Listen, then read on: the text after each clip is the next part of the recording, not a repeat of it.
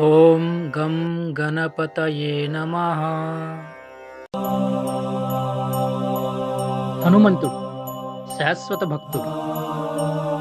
బలానికి జననం. అపార శక్తితో జన్మించిన హనుమంతుడు. రామునికి భక్తి. రాముని పట్ల ఆయన భక్తి అపారమైనది. సముద్రం దాటడం.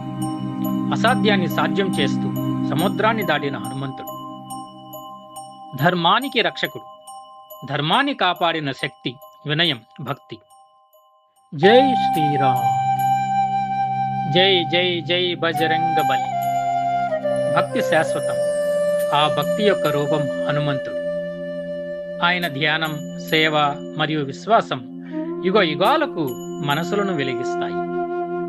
హనుమంతుడు విశ్వాసం, బలం మరియు నిస్వార్థ భక్తికి కాలాతీత ప్రతిరూపంగా నిలుస్తాడు.